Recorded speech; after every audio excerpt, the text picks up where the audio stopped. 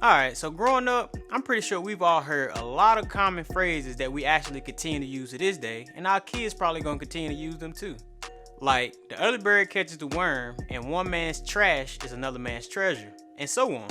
Some of these sayings come with really good life lessons, but it also seems as time changes, some of these quotes need to be revamped as well. For example, a bird in the hand beats two in the bush. I mean, it makes sense, right? Having something assured is better than having the possibility of getting something you don't have. But if you ask anybody that invests, they probably would tell you otherwise. Most investors will probably tell you if you aren't willing to take a chance, you'll probably never become financially free. There's also another saying, never judge a book by its cover, which more or less means never let appearance cause you to make an assumption. Problem with that is visual cues are based on natural instinct, because sight is one of the primary senses we use to warn us of danger or harm. And since self-preservation is the #1 rule of nature, we tend to avoid most things that are visually alarming. But what if you missed the chance of a lifetime just because you chose to judge a book by its cover?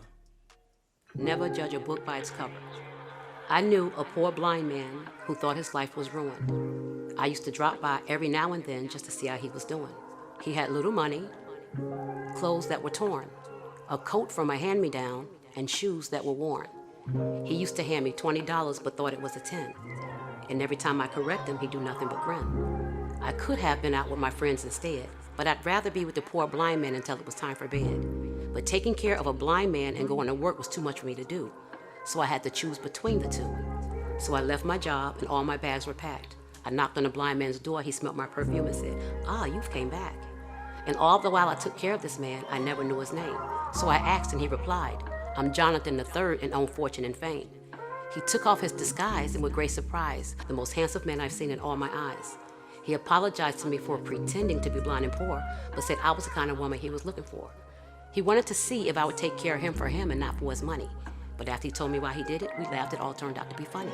He got on one knee, placed a ring on my hand, and asked me could he be my man.